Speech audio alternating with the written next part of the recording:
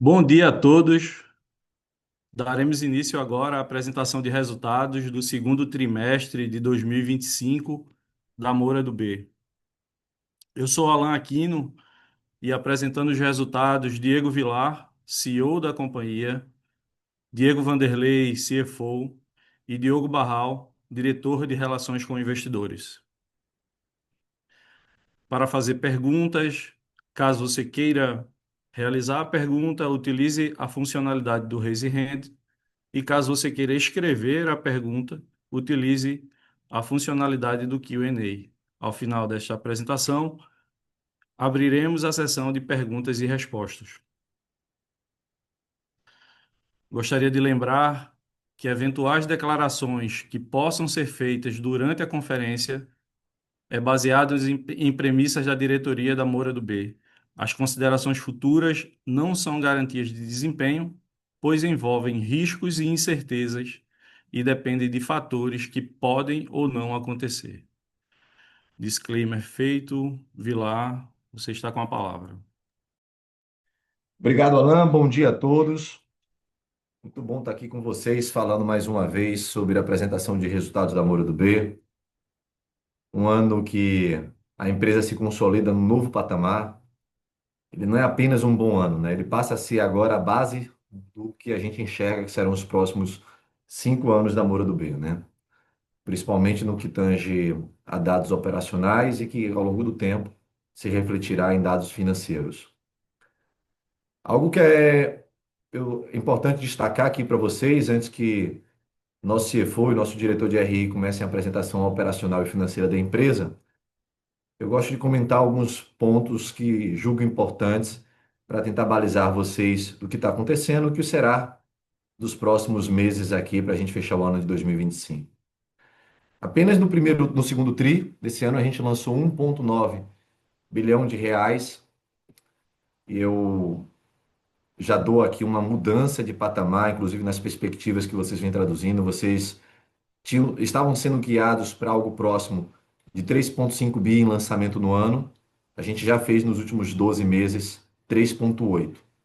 Então, esse dado deverá ser revisitado para 2025. A gente irá superar muito facilmente a casa dos 4 bilhões, provavelmente se posicionará em algo próximo a 4,5 bi.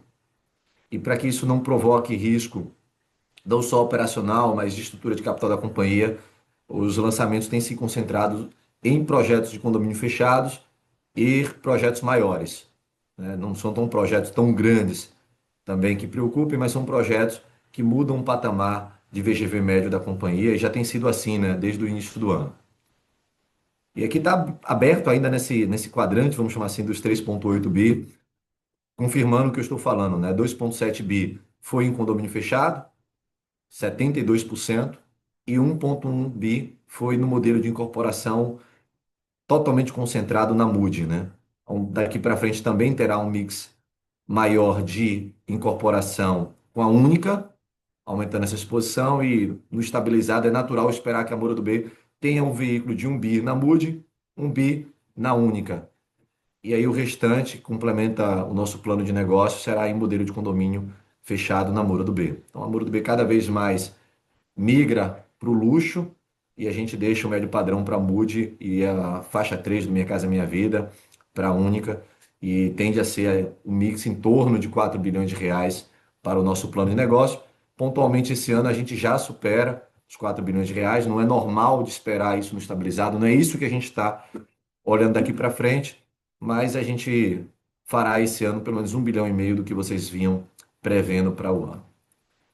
Apenas para o segundo TRI, as vendas e adesões líquidas contratadas atingiram a marca de 1,2 bi, levando um acumulado de 12 meses de 3,2. Já coloca a Moura do B entre as incorporadoras de média e alta renda que mais vendem no Brasil, das listadas na Bolsa, provavelmente também das não listadas. A gente se posiciona agora no novo patamar. Hoje, é quase dia 15 de agosto, a gente está na mesma toada do que foi o tri passado. A gente fechou julho com algo parecido do que foi abril. A gente inicia agosto com algo muito parecido do que foi maio. Então, provavelmente a gente deverá ter uma performance parecida com a que foi do segundo tri. E aí também quando a gente abre esses 3,2 bi, 65% veio do modelo de condomínio, 35% do modelo de MUD, né? A MUD atinge logo um patamar relevante dentro da participação da Moura do B, né?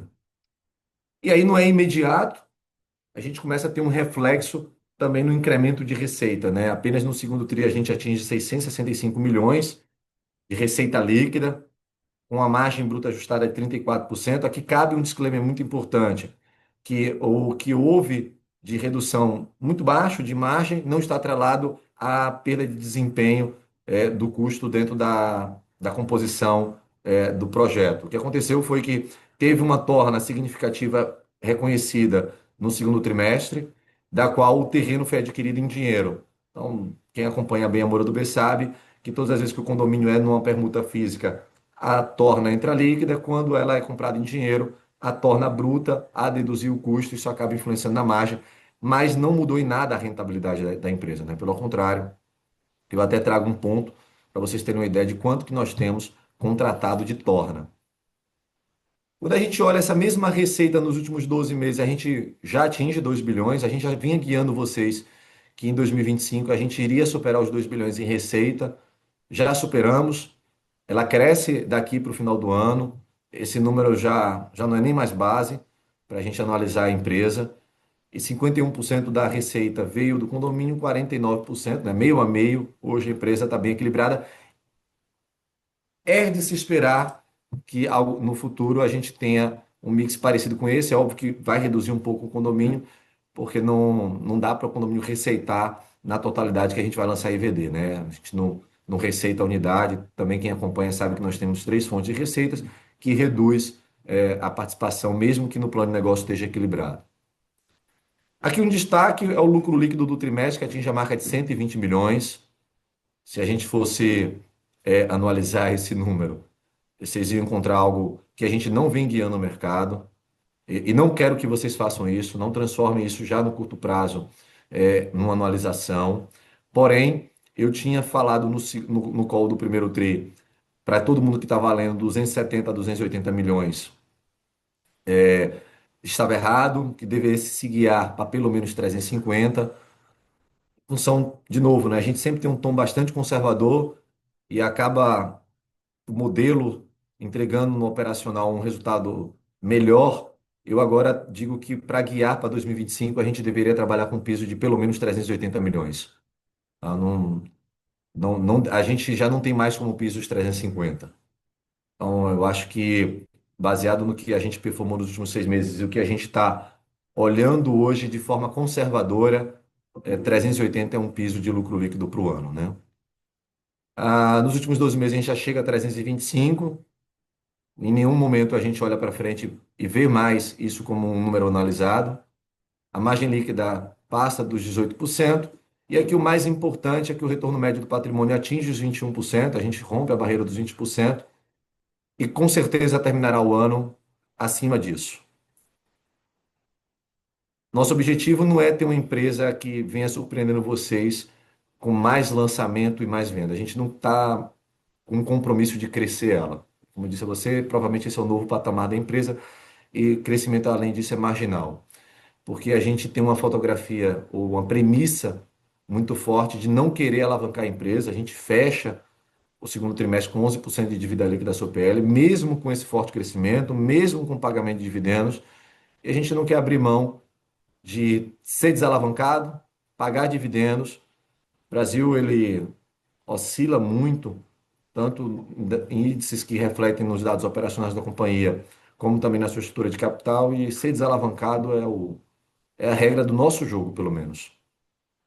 E aqui, de tudo que nós temos hoje contratado dentro da companhia, só de repasse a serem realizados dos projetos de incorporação em andamento, sem considerar projeção nenhuma de vendas, a gente tem 1,4 bilhão. É o valor de carteira pós-averbação do Habits a receber. E apenas de torna de terreno de projetos de condomínios lançados a receber são quase 800 milhões de reais. Desse debaixo dos 800 milhões, a gente nunca teve uma só inadimplência. É um valor que se corrige pelo INCC e o número que eu estou dando aqui a vocês já é líquido de qualquer obrigação de terreno. Então, é um montante significativo. A gente não tem a menor perspectiva de fazer qualquer antecipação desses dois valores, mas o que traz muita segurança para vocês, uma empresa desalavancada, fontes de recursos pós-término de projetos ou de venda de terreno já consolidado, o que permite uma fortaleza de caixa para essa empresa ao atual e novo patamar da companhia. Então, para mim, era muito importante reposicionar todos vocês nesse novo patamar da empresa, nessa nova perspectiva. De novo, não existe otimismo aqui da minha parte, eu não estou vendendo para vocês qualquer perspectiva da qual a gente não tem muita segurança que vai ser capaz de fazer. Eu tenho certeza que no primeiro tri muita gente teve uma leitura que eu posso ter colocado dose de otimismo, e agora vendo o número do segundo tri, percebem que não. Quando eu estou falando com vocês aqui é porque a gente tem muita coisa, inclusive lançada, faturado torna, que não transitou agora no segundo tri ainda, que virá no terceiro, virá no quarto, de projetos que estão tendo excelentes performance de comercialização. Que projetos, que tipos de projetos são esses, né? Então, vamos para o próximo slide. O complexo do Novo Cais, 100% Moura do B, um projeto de transformação urbana. Eu não posso afirmar que é o maior, mas com certeza ele está entre os maiores projetos imobiliários do Brasil. É um projeto transformador para a cidade do Recife, um projeto que muda a gravidade de desenvolvimento e, ao mesmo tempo, cria uma nova fonte de desejo residencial. A gente já tinha lançado no semestre passado o Sena Plaza e o Cais Avenida, e aí a gente decidiu antecipar porque a gente percebeu demanda de cliente, o BitClays Novo Cais e o Moura do B Corporate, né? O nosso empresarial mais nossa linha compacta que vocês conhecem bem. E aí, com certeza, os dois vão ser responsáveis por outro resultado de terceiro tri impactante, tal qual o segundo tri aqui da Moura do B. Seguindo adiante, a gente também, além do Mansão Seara, essa imagem que mostra aqui a paisagem de Fortaleza, essa bela capital do Nordeste, a gente traz os dois projetos nossos, o projeto do Estúdio Arthur Casas, da nossa parceria, inserido dentro da realidade atual da cidade, né? E à frente nós temos o Mansão Seara, que está mais próximo do mar, e à direita o Infinity, que foi lançado agora. Apenas o Infinity, nas últimas 2 semanas, tiveram 200 vendas pagas. 200 unidades comercializadas e hoje nós temos mais 100 na rua. Um VGV líquido de 509 milhões apenas para o Infinity, mais outro projeto que fala um pouco do propósito da companhia, né? A gente quer ajudar a moldar a paisagem, trazer desenvolvimento, trazer inovação e para o nosso acionista trazer projeto de sucesso que traga boas rentabilidades. E para o nosso cliente, algo que a gente tem a pretensão de realizar o sonho dele, né? São dois grandes projetos que, junto com os de Recife, também ajudam a mudar a paisagem. Na sequência, na cidade de Salvador, aqui à esquerda, nós lançamos o Eleve Horto. O Eleve, eu diria que é um projeto mais do mesmo da Moura do B, mas é um projeto que com certeza tem uma caligrafia muito singular, muito única, dentro de um bairro nobre da cidade de Salvador, um bairro que a Moura do B já tem quase uma dezena de projetos entregues ou em desenvolvimento, que é o Horto Florestal, um projeto de condomínio fechado, 119 milhões de VGV líquido, apresentados ao mercado agora, em agosto, e também vem seguindo uma boa toada de comercialização. E por último, para fechar aqui o nosso 1,9 bi de lançamento segundo tri, o BitClays Natal, um projeto da linha BitClays, as praças menores como Natal, João Pessoa, Aracaju e Maceió, menores quando comparáveis com Fortaleza, Salvador e Recife. A gente normalmente não investe em grandes projetos, por motivos óbvios, né? Absorção, renda. E o BitClays Natal indo super bem. No primeiro mês ele teve 35 milhões de adesão, né? uma semana, 78 milhões de VGV líquido. E é isso. A gente vai relembrando aqui para onde a gente deverá guiar a companhia em termos de lançamento e vendas. Vamos, já superamos, né? Vamos superar com certeza o nosso VGV do ano e mais próximo de 4,5 bi do que de 3,5 que vocês estavam lendo. Né? O 380 milhões de lucro líquido passa a ser a nossa nova base de expectativa para o ano. Não é mais teto nem piso, é o piso, na verdade, do que a gente espera. Estou confiante que a gente seguirá o ano surpreendendo vocês.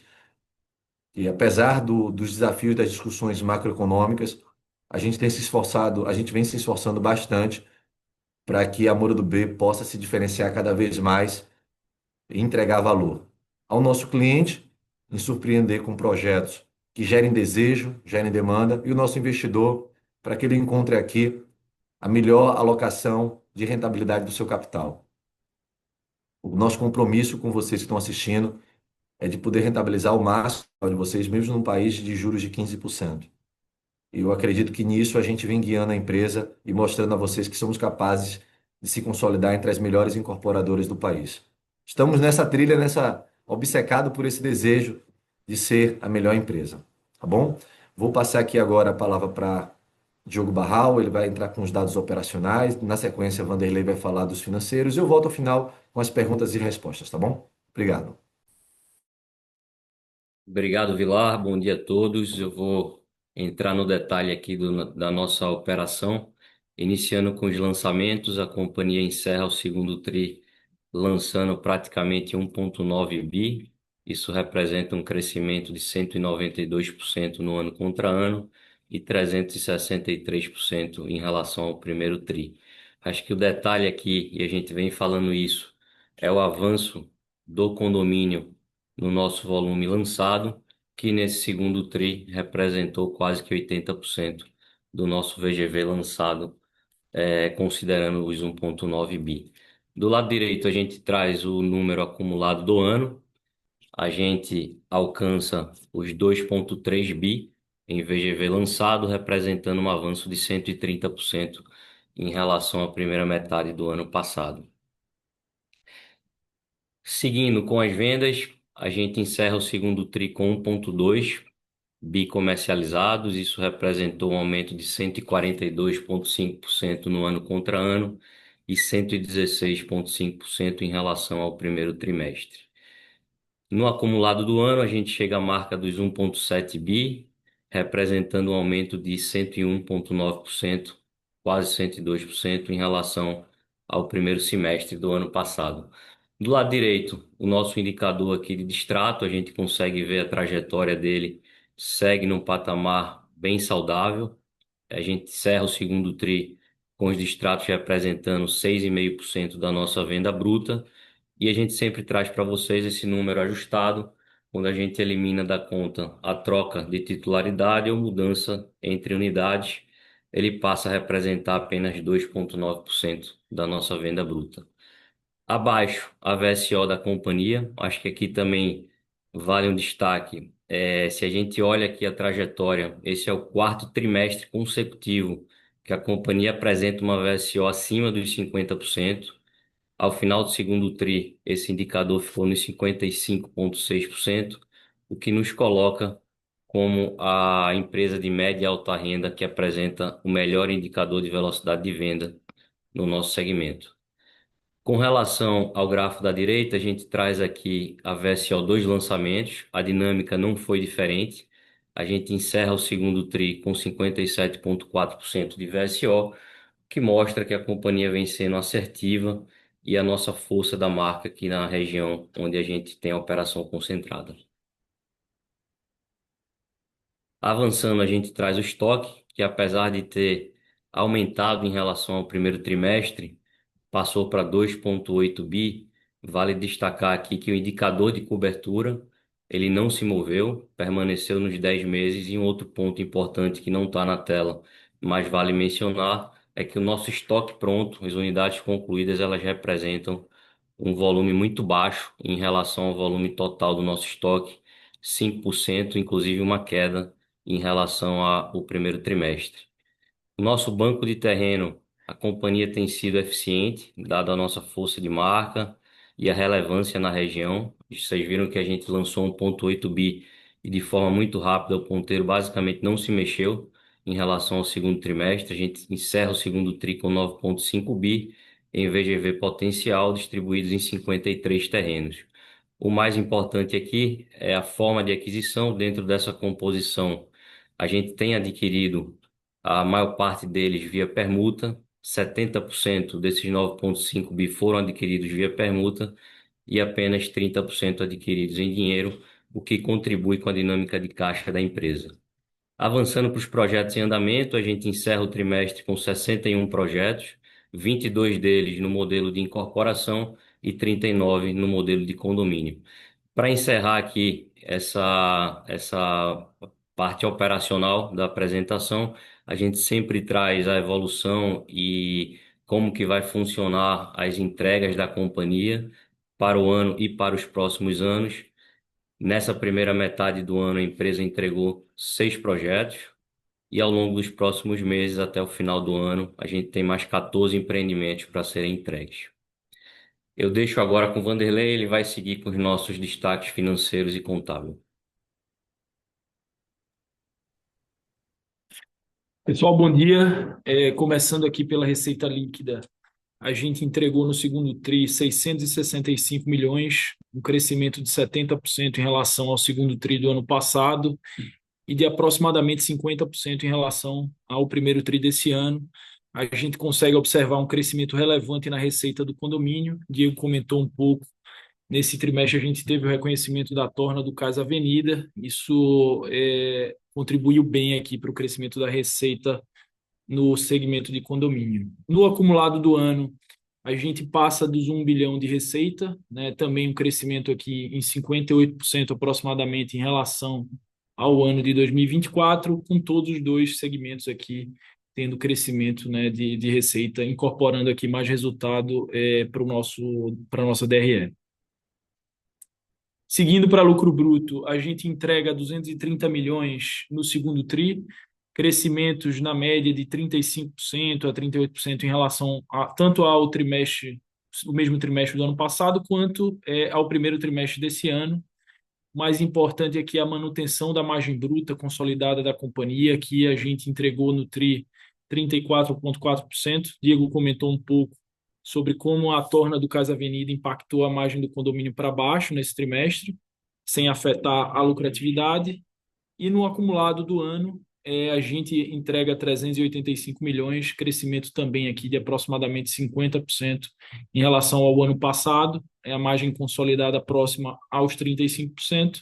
E na participação do lucro no ano, 55% vindo do condomínio e 45% da incorporação, margem da incorporação já bem estável alguns tris, aqui batendo 33% na margem ajustada, e o condomínio com 36,5%. Né? Desde o ano passado, quando a gente lançou o Otom para cá, os terrenos que a gente vem reconhecendo têm uma participação de cash maior, né? Natural que quando o negócio tem um VGV mais relevante e é um terreno mais icônico, a gente tem ali uma participação em cash e é o que vem acontecendo nos últimos trimestres. Então, aquela margem que a gente era acostumado a ver de 40% a 50%, quando a gente tiver aqui lançamentos em condomínio que tem participação em cash no pagamento do terreno, é uma margem que vai rodar ali próximo aos 35%. Seguindo para as despesas, a gente entrega uma diluição tanto nas comerciais quanto nas administrativas. Aqui ao lado esquerdo, nas despesas comerciais, a gente entregou 55 milhões de despesa, que representou 4,3% das nossas vendas, ou seja, uma diluição importante em relação ao montante vendido.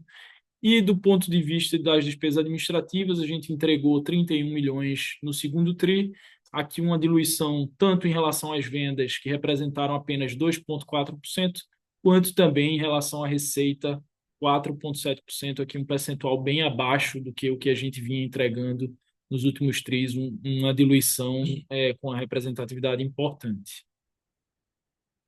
Seguindo para o nosso EBITDA aqui ajustado de juros capitalizados, a gente entregou 133 milhões no trimestre, acumulamos 367 milhões uma margem nos últimos 12 meses de aproximadamente 19%. E quando a gente olha só o que fizemos no ano, 222 milhões de lucro operacional, crescimento de 55% em relação ao ano passado, um crescimento relevante em apenas um ano, e uma manutenção de margem operacional aqui na casa dos 20% também é bem interessante para os nossos resultados. Seguindo para lucro líquido, a gente entrega 120 milhões, maior lucro para um trimestre da companhia, que mostra aí o trabalho que vem sendo feito por todo o time, a entrega dos projetos que a gente vem comercializando também bem acima da média dos últimos tris. Isso trouxe para a gente um acumulado nos últimos 12 meses de 325 milhões e um ROI, que é o mais importante aqui, passando dos 20%, né, quase que 21%, quando a gente olha o lucro dos últimos 12 meses. Considerando só o que fizemos no ano até então, 190 milhões de lucro, 63% de crescimento em relação ao ano passado, um crescimento expressivo que representa tanto o crescimento operacional da companhia, também com o andamento do ciclo dos empreendimentos. É natural que os resultados vão acontecendo à medida que a gente vai evoluindo com as obras. E aí a margem líquida nesse ano bate 17,3%, também uma melhoria importante aqui de margem líquida.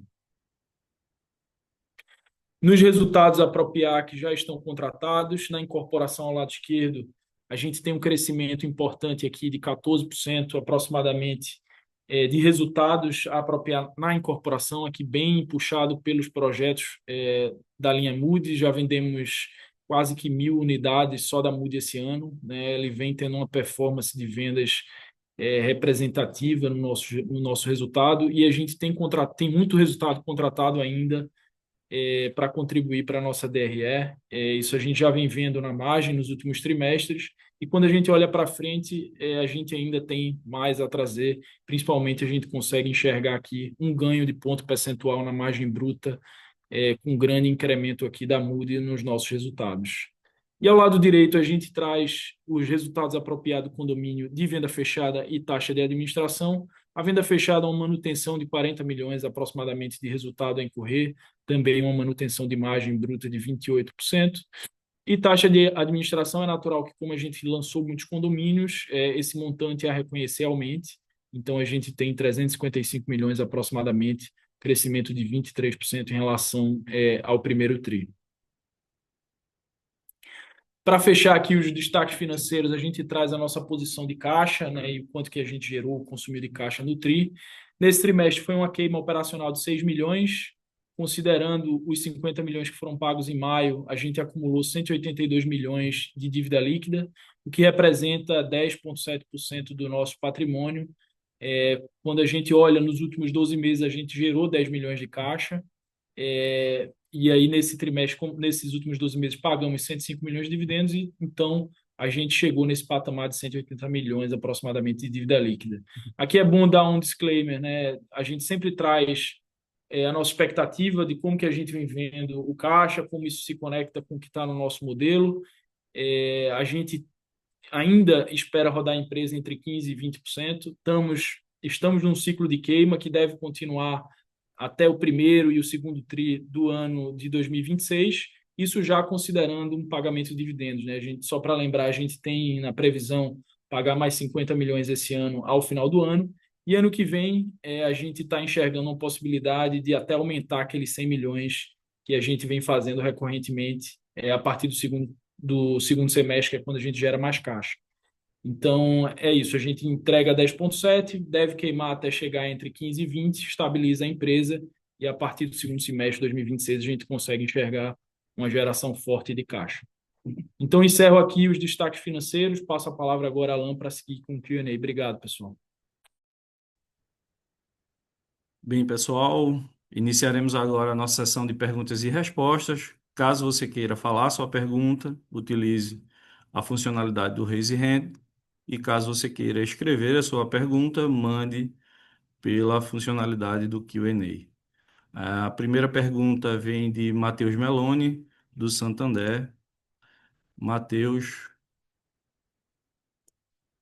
seu microfone está liberado.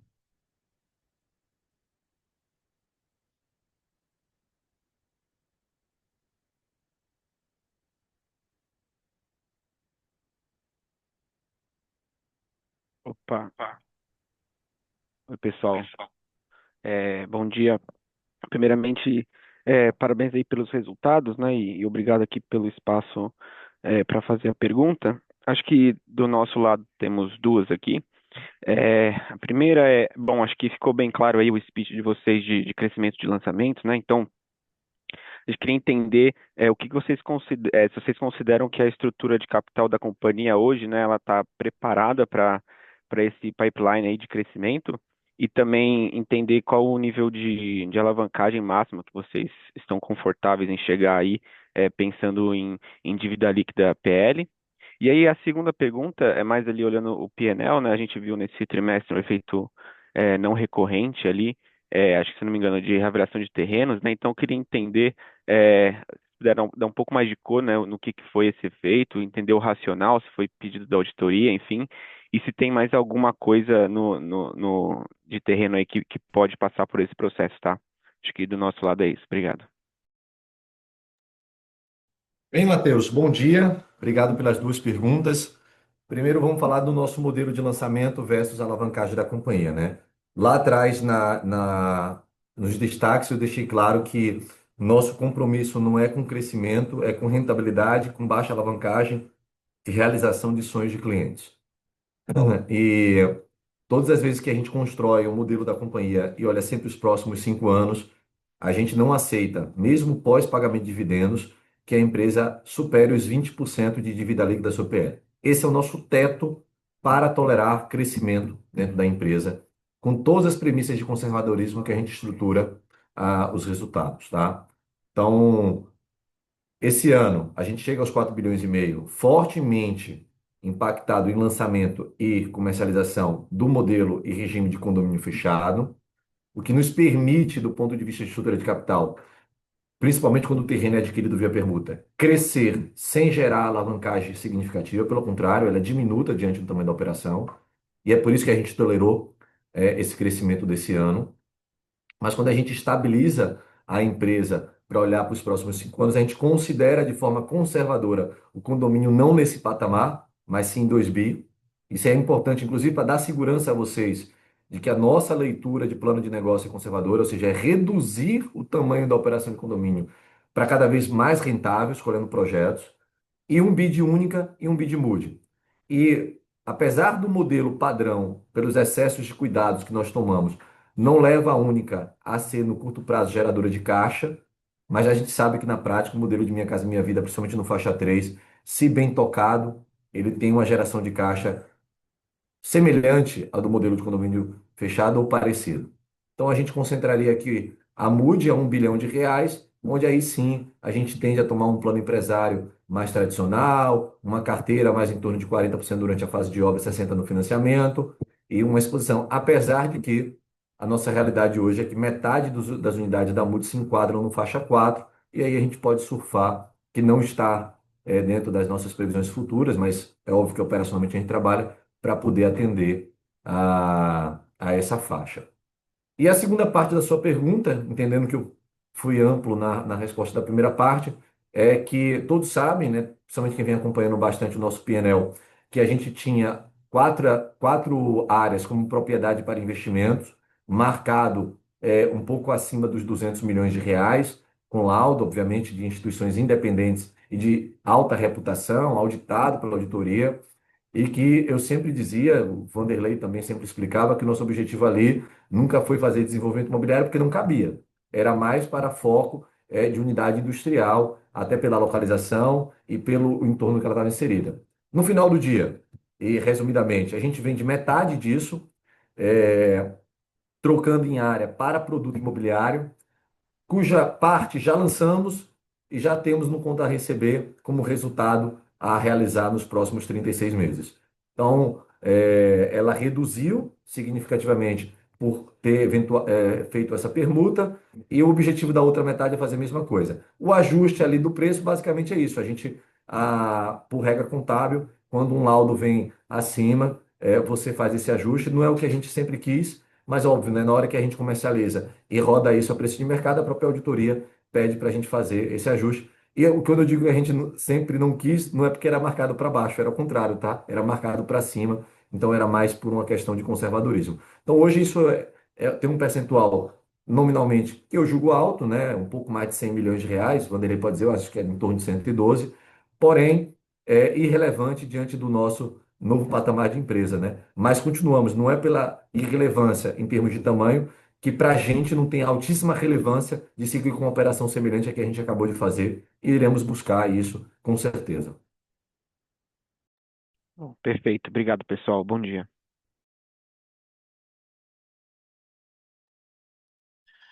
A próxima pergunta vem de Bruno Mendonça, do Bradesco BBI. Bruno, pode fazer sua pergunta. Oi, Diego. Oi, pessoal. Bom dia. Obrigado pelo espaço. Diego, eu queria explorar um pouco a Única, um pouco mais no detalhe aqui. Você falou aí já um pouco sobre isso, mas vocês falam na apresentação de vocês em chegar em 1 bi, né, de volume de lançamento na Minha Casa Minha Vida. Então, eu queria ver se você pode falar um pouco o que que você entende que deve ser a velocidade e o desafio principal, né, nesse ramp-up. Hoje, quando a gente olha para o Land Bank, ainda tem pouco, né, relativamente pouco Land Bank dedicado à Única, no número um pouco menos de 500 milhões ainda. Então, imagino que vocês estejam bem ativos aí na busca por terrenos. Então, se você puder falar um pouco como é que está esse processo de compra de terreno no segmento, qual que é o modelo que vocês têm buscado aí de compra, porque acho que na Moura do B vocês fazem bastante permuta física, né? Então, você acha que na região o Minha Casa Minha Vida funciona com permuta física ou se vocês vão fazer diferente? Qual que é o percentual do VGV que vocês têm mirado? E as mudanças internas aí, você vai ter equipe comercial dedicada, como é que está a evolução disso tudo, né? E finalmente, aqui, para não parecer que são várias perguntas, mas todas dentro do mesmo tema, né? Como é que você imagina que deve ser o impacto desse ramp-up e do segmento na estrutura de capital? Você falou aí já que deveria consumir algum capital de giro na largada, mas quanto, se você conseguir quantificar ou dar alguma ideia do que você espera de demanda de capital para esse segmento especificamente? Obrigado. Bem, bom dia, Bruno. Pergunta ampla, bastante completa e é importante que seja feita porque a Mood já está aí dentro do nosso balanço, né? Você já consegue entender bem ela. A gente já está há 2 anos com o lançamento, são 13 projetos na rua, né? Já superamos aqui a casa dos bilhões de venda dela. Então, e o condomínio você já cobre bastante. Vamos tentar responder tudo sobre a Única, tá? Ah, internamente nós estamos trabalhando assim de forma: 200 milhões para os próximos 6 meses. Ano que vem deverá consolidar em torno de 600 milhões de reais de VGV. E aí, em 2027, ela atinge o patamar de 1 bilhão de reais. Esse é o nosso plano de negócio para a Única. Sim, você tem razão.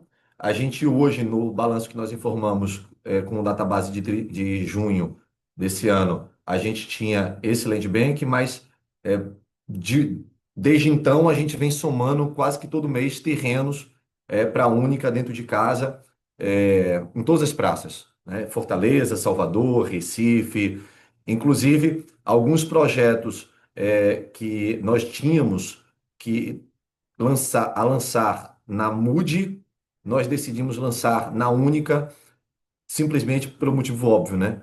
A gente espera que nesse mundo de 15% de taxa de juros para os próximos 24 meses, mesmo com a projeção de redução, a Única atinge uma base maior de enquadramento de renda e é menos consumidor de caixa do que a Única, do que a Mood. Então, a gente também acabou fazendo essa migração de projeto, porque é tão simples quanto isso, né? Lipoaspirar a Mood, reduzindo a área do apartamento e reduzindo itens de lazer, inclusive em alguns casos até incorporando mais área privativa, é o que é o modelo de um caso para o outro, já que ambos compartilham o mesmo sistema construtivo.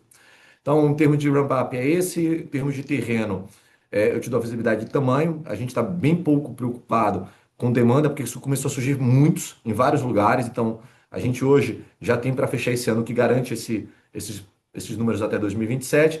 Agora, de fato, o modelo não tem sido mais em permuta física, ele tem funcionado mais ou em permuta financeira ou em compra em dinheiro, mas dentro de um fluxo que ele é um pouco mais racional para o modelo, né? E talvez menos de capital intensivo, que seria um sinal em torno de 5% do valor do terreno.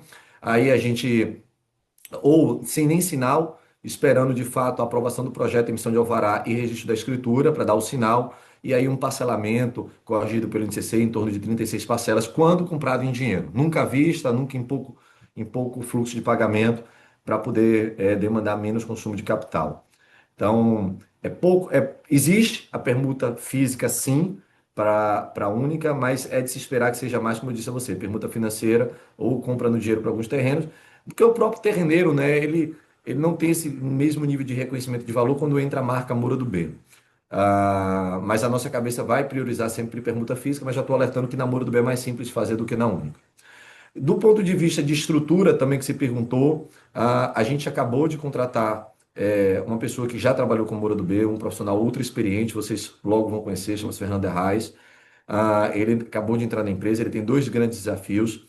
A nossa concepção é que a Única não seja um desenvolvimento imobiliário pertencente à nossa linha de produção imobiliária, produto da Moura do B e da MUD, ela tem de ser apartada. É um projeto mais de engenharia e menos dentro da cultura e do processo da empresa. Então, ele vai se somar na engenharia e também na diretoria de desenvolvimento do produto única, especificamente, formando todo o time necessário para isso.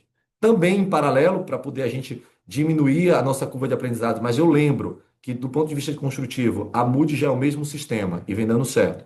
E a MUD também já tem repasse na planta. 50% dos produtos da MUD se enquadram no faixa 4, uma parte disso o cliente está desligando sim na fração ideal e é financiado pela Caixa Econômica, mas ainda assim, e reconhecendo que a gente tem muito que aprender, e a gente pode somar pelo conhecimento estratégico que nós temos na região, a gente tem evoluído numa parceria com um incorporador do segmento Minha Casa Minha Vida, que tem forte experiência para a gente compartilhar alguns produtos nossos e deles aqui na nossa região. Então, essas são as linhas macros do que eu posso falar aqui para vocês entenderem. Vai funcionar como a Mood. A gente cresce e dando um ramp-up para vocês. Ano passado a gente avisou dela, esse ano começa com o lançamento mais tímido, ano que vem cresce um pouco mais e só 2 anos depois do primeiro lançamento é que ela atinge seu patamar natural. Lembre que na Mood foi exatamente assim. O salto de aprendizado entre a Moura do B para a Mood é maior do que da Mood para a Única. Tá? Então, todos os cuidados estão sendo tomados aqui dentro da empresa para que a gente seja muito assertivo sobre isso. Em termos de estrutura de capital, que você perguntou, o Vanderlei pode me ajudar também nisso, mas, resumidamente, a gente considera, sim, nos próximos 12 meses, um consumo de caixa dentro da Moura do B na expectativa da Única.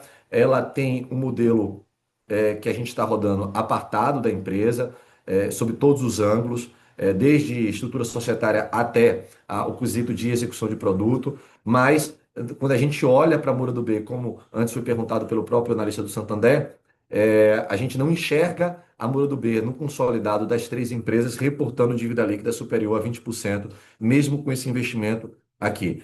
Lembrando que a partir do meio do ano que vem é ao contrário. Você tende a esperar que mesmo com esses investimentos na Moura do B, na Única, desculpa, através da Moura do B, a gente tenha geração de caixa consolidada. Então, acredito que eu passei por todos os pontos. Se você tem alguma pergunta ainda sobre isso, você é bastante técnico, sempre gosta de explorar todos os ângulos, eu estou à disposição. Não, tá ótimo, acho que foi bem amplo e bem claro aí. Deixar espaço para o pessoal perguntar mais. Obrigado, Diego. Obrigado, pessoal. Obrigado, Bruno. A próxima pergunta vem de Juliana Veiga, do Itaú BBA. Juliana, pode fazer sua pergunta. Obrigada, pessoal. Bom dia. Obrigada pelo espaço para perguntas. Aqui do meu lado são duas também. Eu sei que na apresentação vocês comentaram já um pouco dos lançamentos agora do terceiro TRI. Eu queria só ver se vocês podem dar um pouco mais de detalhe sobre esses lançamentos, performance de vendas e também em relação à MUD e se Única deve entrar já nesse terceiro TRI também ou se fica só para o próximo. E eu tenho uma segunda pergunta, ela é sobre as despesas que vocês apresentaram. Teve despesas bastante controladas agora no TRI, aí representando uma queda em relação a vendas brutas. Eu queria saber um pouco mais quais foram os esforços da companhia aqui para manter essas despesas controladas e se a gente deve esperar esses patamares aí para os próximos TRIs. Obrigada. Bem, Juliana, bom dia também. Obrigado pelas perguntas. Terceiro TRI, né? A gente tem alguns lançamentos em condomínio fechado, né? O Infinity é um exemplo do que a gente já está rodando de vendas. A gente tem um outro projeto de condomínio super icônico a ser feito aqui em Recife, na Avenida Boa Viagem. É o endereço mais nobre do Recife, um dos endereços mais nobres do Nordeste. É aquele tipo de produto que o normal é se esperar que ele tenha alta rentabilidade e, ao mesmo tempo, uma fortíssima demanda pela sua localização. Tá? É o que a gente tem trabalhado, né? Vocês acabaram de ver também o de Natal, que a gente falou um pouco sobre ele, que tem vindo super bem. O Novo Recife a gente tem seguido assim. Esse ano a gente não deve lançar mais nada lá no Novo Cais, esperar mais para o ano que vem, é a nossa expectativa. Para o ano, no terceiro tri não terá a única ainda, ela está mais concentrada ali nos últimos 2 meses do ano. A gente está tomando muito cuidado com toda a estratégia de lançamento. De novo, ainda esse ano provavelmente a gente deve mostrar já alguns projetos, um ou dois projetos em parceria dentro da Única.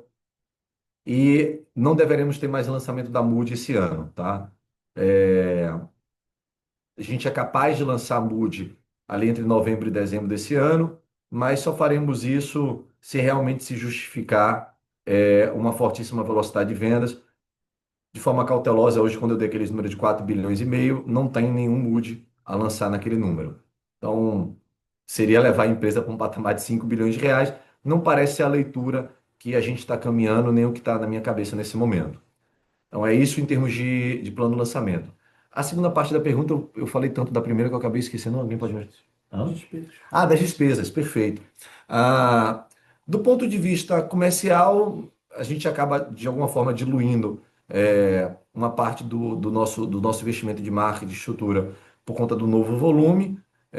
Em termos de comissionamento, não. Esse permanece no mesmo patamar. A gente ganha eficiência naquilo que é comissionamento do time de especialista de vendas ou corretor de mercado. Do ponto de vista de G&A, a gente sempre alertou a vocês durante todo o tempo, desde quando a gente abriu o capital e o G&A sobre a receita líquida orbitava mais próximo ali da casa dos 8 e 9%, dizendo que quando nós crescêssemos, a gente iria ser o mais austero possível na contratação de novas pessoas ou na formação de novas estruturas dentro da empresa. E continuamos sendo assim.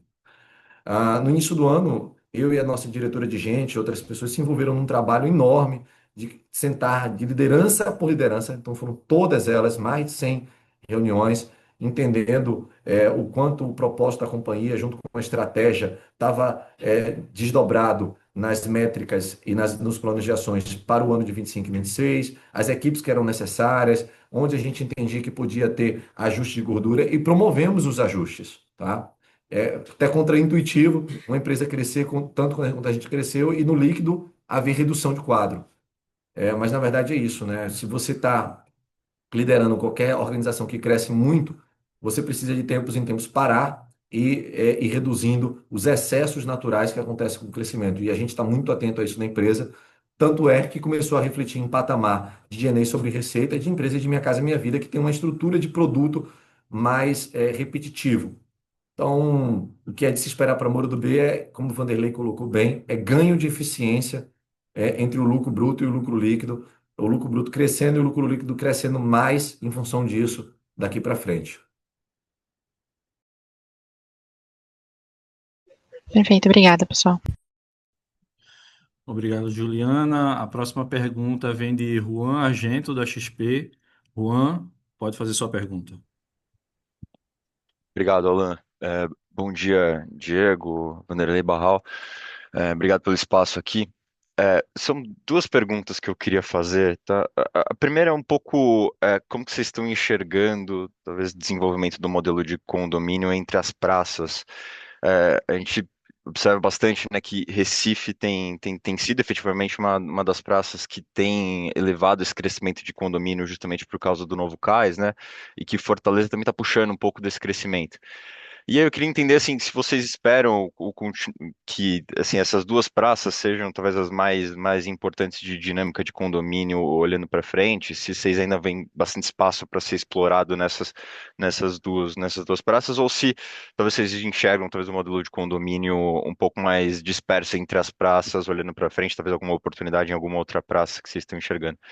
E aí, a minha segunda pergunta é também um pouco sobre Novo Cais. Eu acho que já comentou bastante ali do último lançamento que vocês fizeram ali, que, se eu não me engano, é o quinto lote lá no Novo Cais.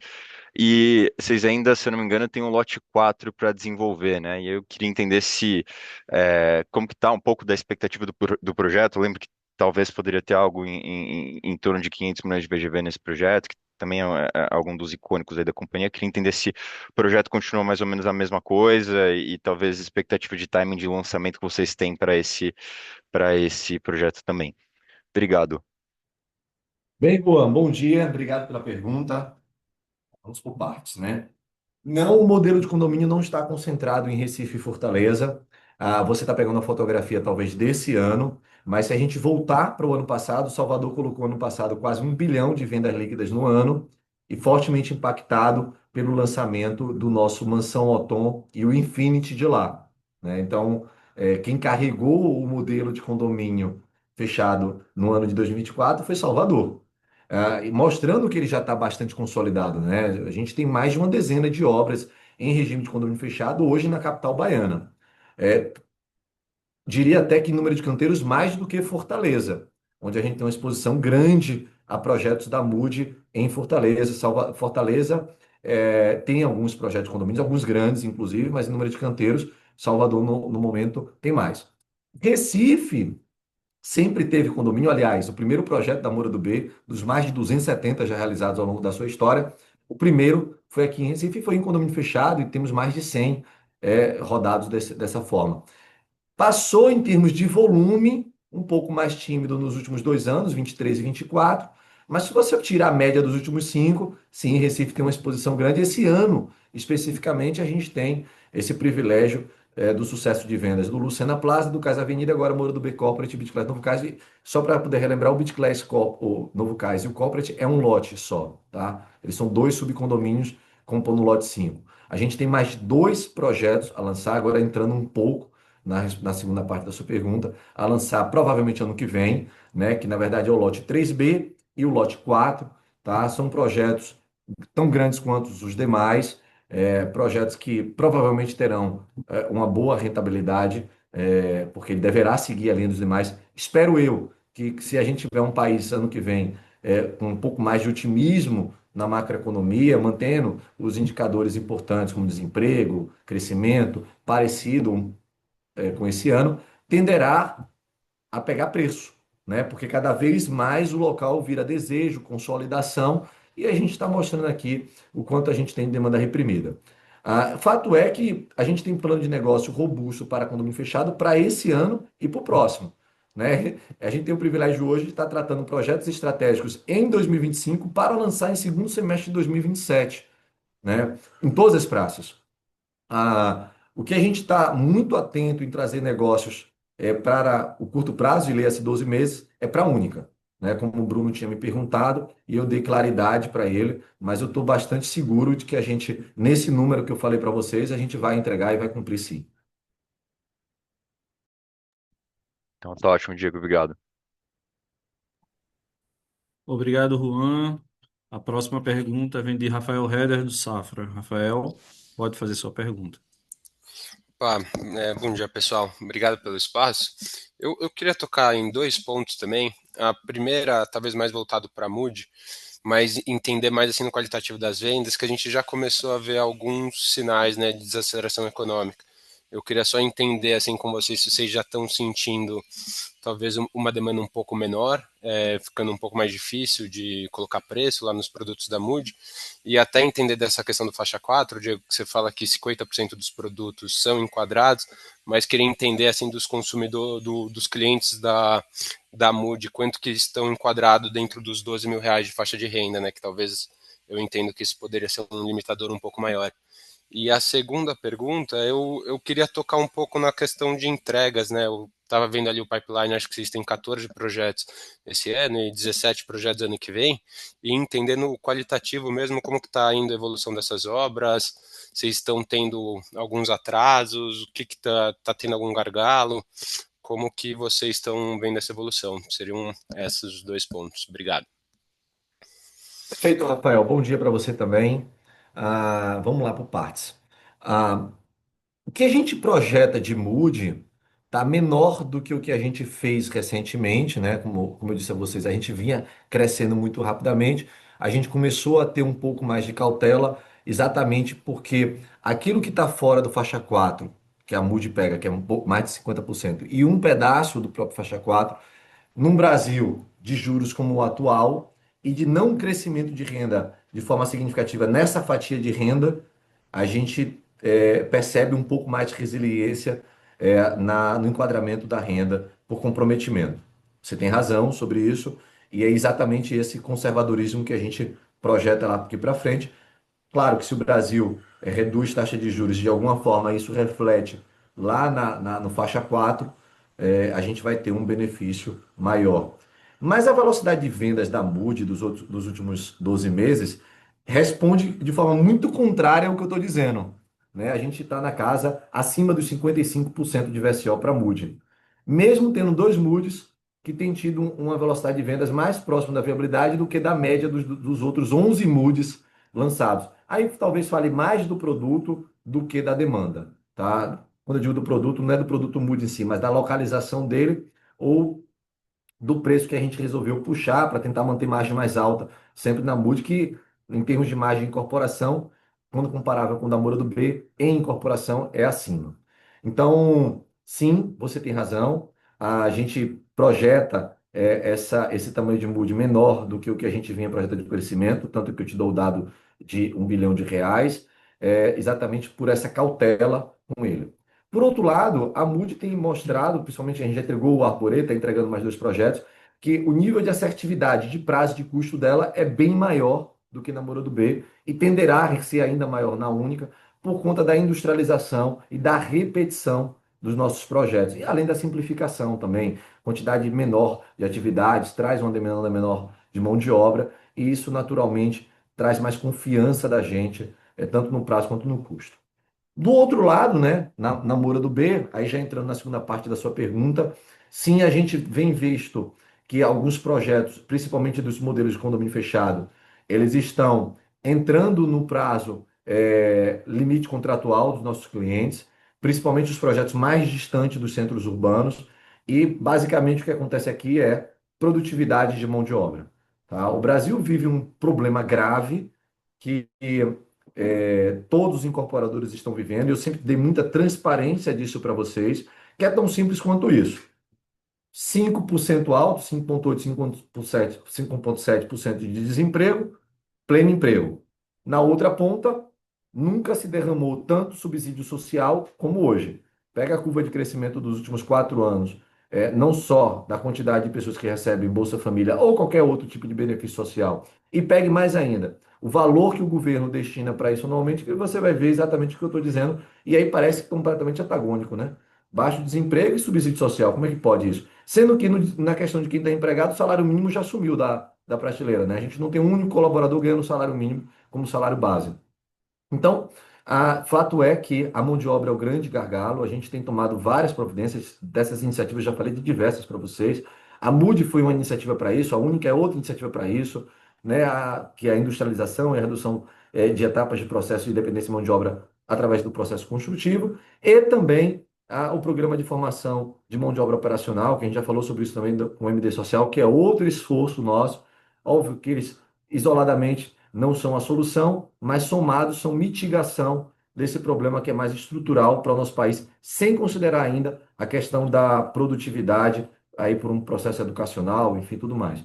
Então, sim, a gente vem vendo essa dificuldade. O que eu posso aqui, na verdade, garantir a vocês é que essa visibilidade ela é tão transparente e tão nítida que ela existe o meu envolvimento direto, não só do próprio time em geral, trabalhos, várias frentes de iniciativas foram tomadas, mas o mais importante, isso já está previsto de forma conservadora em todos os números que a gente projeta e mostra para vocês.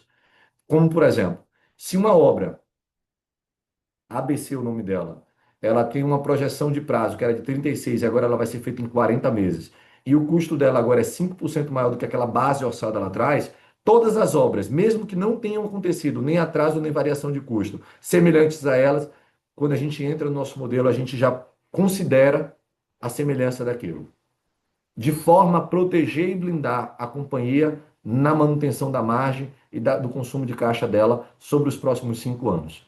Essa é uma cautela que a gente adota na nossa controladoria, que se reflete na nossa contabilidade, para poder evitar qualquer tipo de conversa ou surpresa daqui para frente sobre o atual cenário da Moura do B. Tá bom? Não, perfeito, Diego, super claro. Obrigado, meu pessoal, bom dia.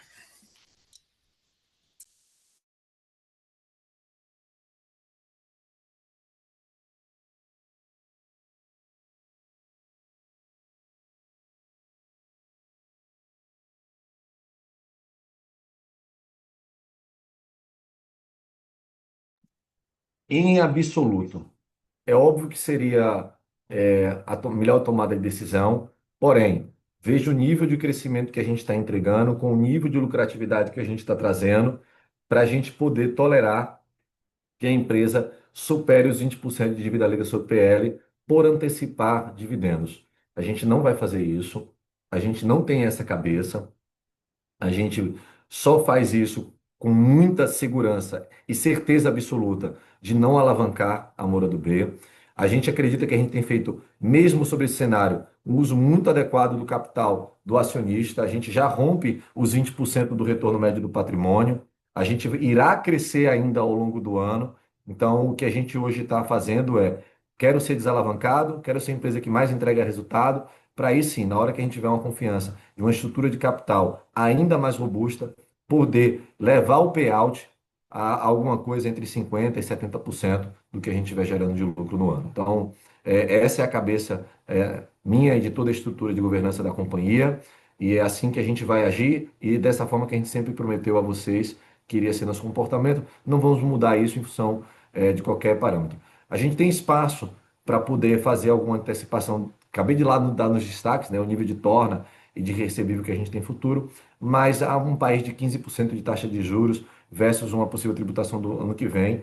Não me parece que é um trade-off que justificaria de forma significativa fazer essa antecipação. Prefiro deixar ela no nível de correção que está, protegendo a empresa e colocando ela num novo patamar e, mais importante que isso, desalavancada, né?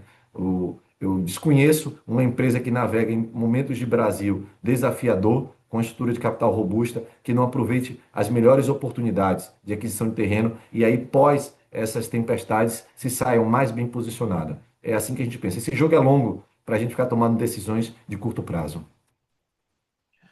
Bem, não temos mais perguntas. Volto para você, Diego, fazer as considerações finais.